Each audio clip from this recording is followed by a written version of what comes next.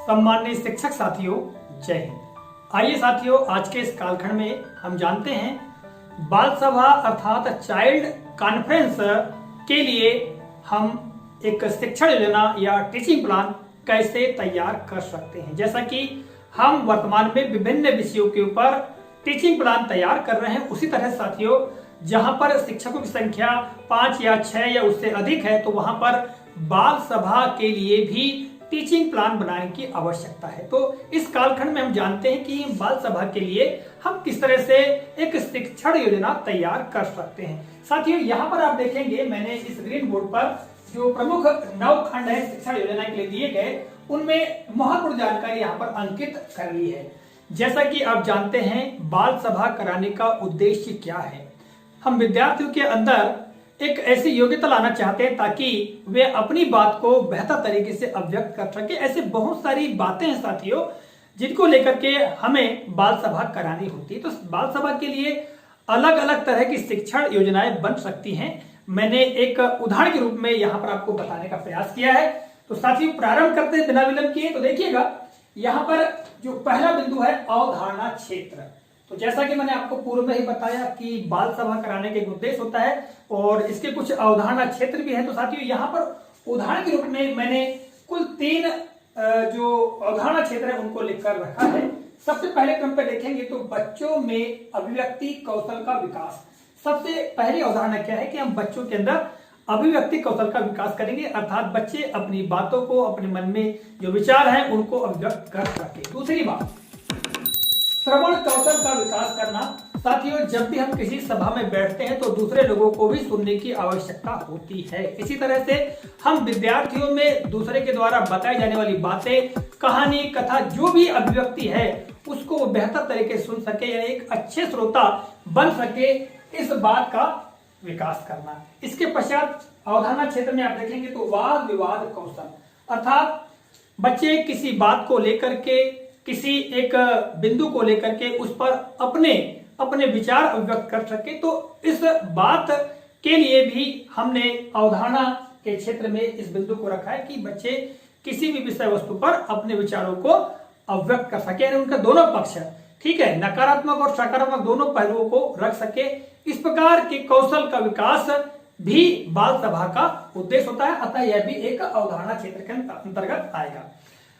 साथियों मैंने उदाहरण के रूप में ये अवधारणा क्षेत्र लिखे हैं। इसी तरह प्रत्येक बाल सभा के लिए आप अलग अलग शिक्षण योजनाएं तैयार कर सकते हैं। मैं केवल 2-3 बिंदु लेकर के आपको उदाहरण देते हुए समझा रहा हूं, ठीक है। आगे साथियों हम बात करेंगे कि पाठ का नाम और क्रमांक। तो साथियों इसमें पाठ का नाम तो कुछ है नहीं, इसलिए हम क्या लिखेंगे, यहाँ पर साप्ताहिक बाल सभा लिख सकते हैं, ठीक है। अब आगे बात करेंगे साथियों पेडागॉजिकल प्रक्रिया, गतिविधियां और प्रस्तावना। साथियों जैसा कि हम अन्य विषयों की जो शिक्षण योजना तैयार करते हैं उसमें पेडागॉजिकल प्रक्रिया और कई तरह की गतिविधियां और प्रस्तावना का प्रयोग करते हैं। तो उदाहरण के रूप में मैंने यहाँ पर लिखे हैं कि जैसे सभा संचालन हेतु बारी बारी से विद्यार्थियों को अवसर देना। देखिए गतिविधियों में ये शामिल कर सकते हैं कि हम जैसे कोई भी सभा होती है तो उसका एक संचालन करना होता है। तो सभा के संचालन के लिए हम विद्यार्थियों को अवसर देंगे कि भैया अब आप 10 मिनट के लिए संचालन करेंगे, आप 5 मिनट में संचालन करेंगे। इस प्रकार के हम विद्यार्थियों को अवसर देंगे, ठीक है। एक गतिविधि यह हो सकती है। दूसरा यह है कि एकल व सामूहिक प्रस्तुति में छात्रों का प्रस्तुतिकरण। देखिएगा एकल प्रस्तुति यानी एक अकेला विद्यार्थी अपनी कोई प्रस्तुति देता है किसी गीत को लेकर, कहानी को या चुटकुलों को लेकर के, तो इस प्रकार की प्रस्तुति। इसी तरह नाटक है या कोई सामूहिक नृत्य है, उसको लेकर के अगर सामूहिक प्रस्तुति विद्यार्थी देते हैं तो यहाँ पर हम यहाँ हमने लिखा है कि एकल व सामूहिक प्रस्तुति में छात्रों का प्रस्तुतिकरण, ठीक है। फिर आता है साथियों मैंने लिखा है कि महापुरुषों के कृतित्व पर नाटक मंचन कराना। इसी तरह से हम गतिविधि के अंतर्गत क्या करा सकते हैं कि जो हमारे महापुरुष हैं, महापुरुषों के जीवन से संबंधित जो उनके कृतित्व हैं उनको लेकर के हम एक नाटक तैयार करके भी बाल सभा में मंचन करा सकते हैं। तो इसके लिए हम विद्यार्थियों को प्रोत्साहित कर सकते हैं। तो साथियों उदाहरण के रूप में मैंने यहाँ पर 2-3 गतिविधियों को लिखकर रखा है। आप प्रत्येक बाल सभा के लिए इसी तरह की गतिविधियां का आयोजन करके आप शिक्षा योजना तैयार कर सकते हैं। अब आगे हम बात करेंगे साथियों अगले बिंदु की सुझावात्मक सहायक शिक्षण सामग्री अर्थात TLM। बाल सभा में हम किन टीएलएम का प्रयोग कर सकते हैं उसमें मैंने लिखा है कि मुखौटे, छड़ी, कविता, कहानी से संबंधित चित्र। साथियों, यदि कोई नाटक चल रहा है मान लो, उसके लिए मुखौटे तैयार कर लेंगे विद्यार्थी। इस तरह अगर मान लो कोई छड़ी या स्टिक की आवश्यकता है तो उसका हम प्रयोग कर सकते हैं। इस तरह से कोई कविता कहानी का जब प्रदर्शन हो रहा है तो उस कहानी कविता के प्रदर्शन में हम जो उनसे संबंधित चित्र हैं उनका भी प्रयोग कर सकते हैं। ठीक है, अब हम आगे देखते हैं तो अनुमानित कालखंड या समय। साथियों देखिएगा, वैसे तो हम इसके लिए 2-3 कालखंड भी ले सकते हैं, यानी 2-3 शनिवार का समय ले सकते हैं। ठीक है, उसके लिए हम अगर शिक्षा योजना तैयार कर रहे हैं, यदि हम एक ही शनिवार की चाइल्ड कॉन्फ्रेंस में सारी बातें कर सकते हैं तो उसमें एक कालखंड ही हमने लिख दिया है। उदाहरण के रूप में मैंने लिखा है, आप चाहे तो इसको 2-3 कालखंड भी लिख सकते हैं। जिस प्रकार यहाँ जैसे अवधारणाएं दी गई है उस आधार पर यहाँ कालखंड होंगे। ठीक है, अब आगे आता है साथियों की लर्निंग इंडिकेटर, यानी सीखने के संकेतक क्या हो सकते हैं।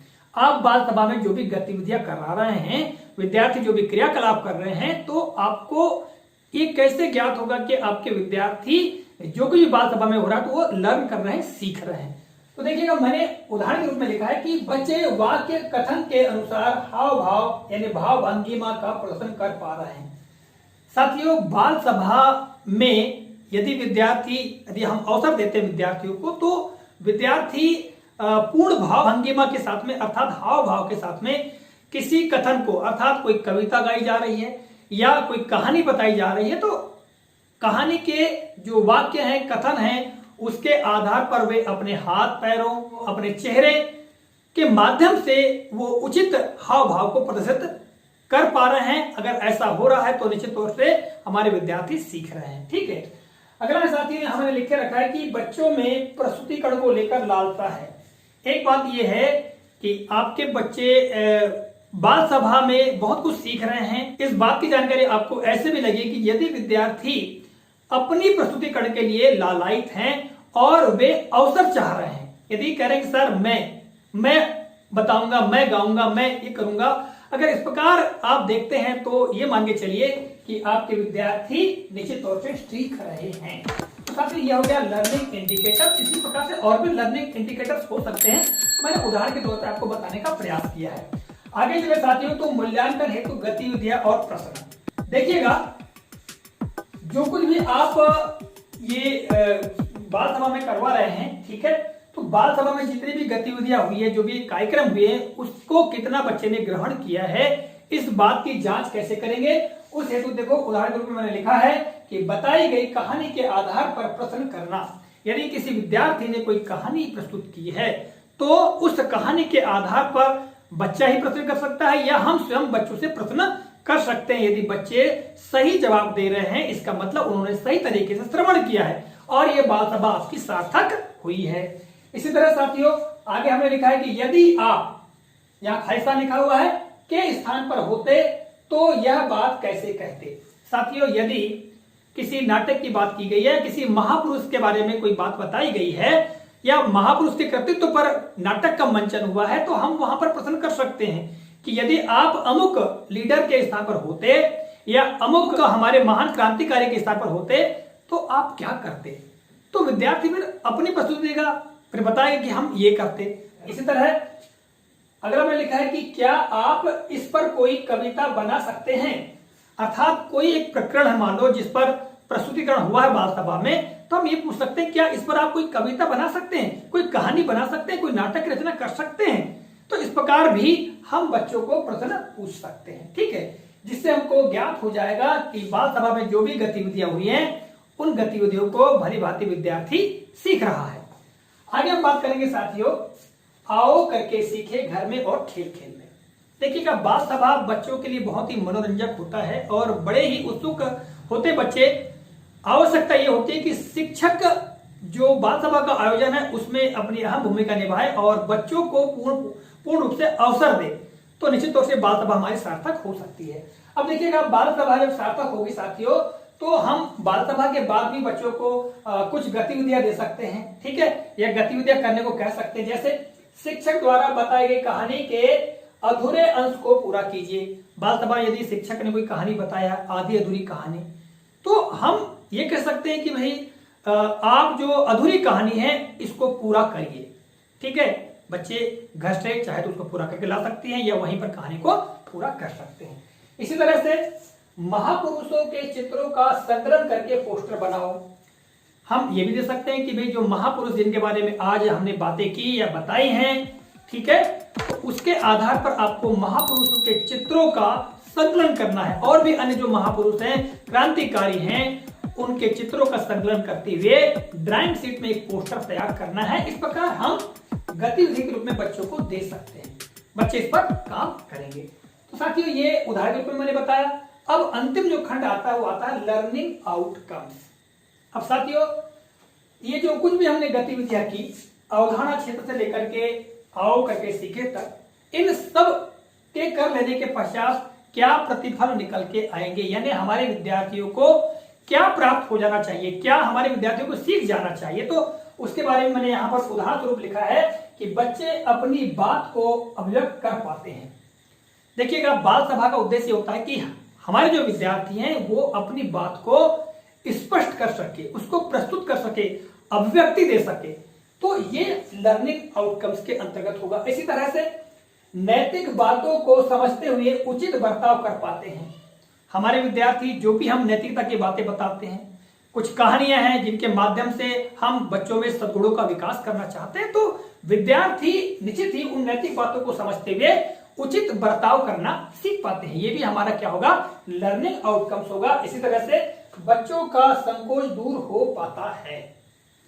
साथियों अवधारणा क्षेत्र से लेकर के जितने भी क्रियाकलाप हैं, इसके पश्चात निश्चित तौर से विद्यार्थी के अंदर जो हेजिटेशन है, जो संकोच है, वो दूर हो पाता है, यानी विद्यार्थी अपनी बातों को बेहतर तरीके से अव्यक्त करना सीख पा रहे हैं, उनका संकोच दूर हो रहा है। आपने देखा होगा बहुत सारे विद्यार्थी ऐसे जो खड़े ही नहीं हो पाते हैं, कुछ बोल ही नहीं पाते हैं, तो हम बाल सभा में कुछ ऐसे क्रियाकलाप, ऐसी गतिविधियां करवाते हैं जिससे कि हमारे विद्यार्थियों का संकोच दूर हो जाता है। तो यहां पर हमने लिख दिया है कि विद्यार्थियों का, बच्चों का संकोच दूर हो पाता है।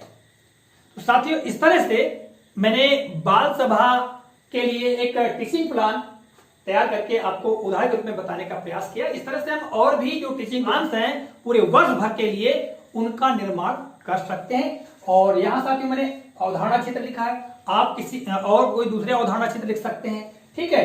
और साप्ताहिक बाल सभा ये तो यही रहेगा। और इसके अलावा हम यहाँ देखेंगे साथियों तो पेडागॉजिकल प्रक्रिया बदल जाएगी, है ना, टीमें बदल जाएंगे, कालखंड बदल जाएंगे, कि जो जितने भी खंड साथियों तो यहाँ पर ये बदल सकते हैं। तो हम प्रत्येक शनिवार के लिए जो बाल सभा है, चाइल्ड कॉन्फ्रेंस है, उसके लिए टीचिंग प्लान का निर्माण कर सकते हैं। तो साथियों आज के कालखंड में मैंने आपको बाल सभा पर जो टीचिंग प्लान बनाकर बताया है, आशा है यह टीचिंग प्लान आपको काफी उपयोगी लगा होगा। इसी आशा और विश्वास के साथ इस कालखंड से विदा लेता हूं। अगले कालखंड में पुनः किसी नए प्रकरण को लेकर आपके समक्ष उपस्थित होऊंगा। तब तक के नमस्कार, जय हिंद, वंदे मातरम।